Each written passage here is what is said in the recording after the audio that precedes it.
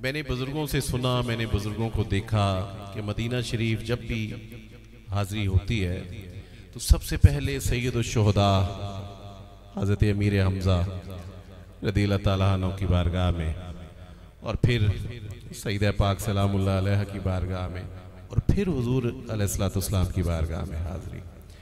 तो ऐसा हुआ कि रात हम लेट पहुँचे, अभी पिछले 11 जुलाई की बात है। तो अब ज़ोहर जब अगले दिन हुई तो ज़ोहर में मस्जिद में गया, मस्जिद नबी शरीफ में नमाज पढ़ने के बाद कोई दोस्त मिले मुझे वहाँ पे, तो फरमाने लगे शाह साहब रियाजुल जन्ना शरीफ में हाज़री हो गई आपकी? मैंने कहा नहीं। तो मुझे चूँकि परमिट्स चलते हैं वहाँ पे, तो मुझे कहते हैं मैं परमिट आपको देता हूँ तो आज शाम में आप हाज़री पेश कर लें। मैंने कहा नहीं अभी नहीं जाना। तो उसने वजह पूछी, मैंने कहा मैं वजह बयान नहीं कर सकता लेकिन जल्द हाज़री होगी, चूँकि अभी सैयदुश्शुहदा में नहीं था गया। मैं उसी शाम इशा के बाद जब मैं सैयदुश्शुहदा हज़रत अमीर हमज़ा रज़ियल्लाहु ताला अन्हु की बारगाह में हाज़िर होता हूँ, बच्चे भी साथ थे, तो हाज़री की फ़ौरन बाद मुझे एक नौजवान मिला।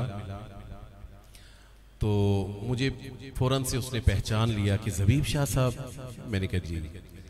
तो उसने बड़ी मोहब्बत का इजहार किया। तो मुझे देखिए बुज़ुर्गों की रवायात की बरक़ात देखें। वो बंदा मिलता है, मुझे कहता है शाह साहब मेरी ड्यूटी रियाजुल जन्ना में होती है,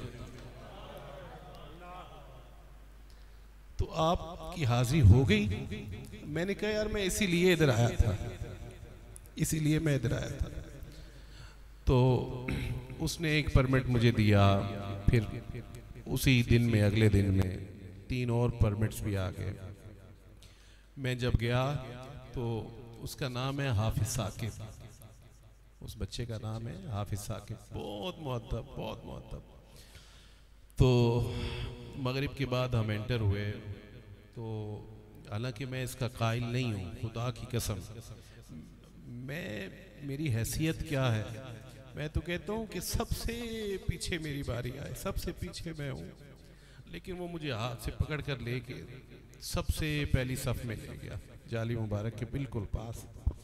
मैं मेरे बच्चे, मैंने कहा या रसूल अल्लाह सल्लल्लाहु अलैहि वसल्लम मैं इस काबिल नहीं हूँ, ये आपकी ख़ास करम नवाजी है। अपनी हाज़री पेश की, अपने बच्चों को उनकी बारगाह में पेश किया।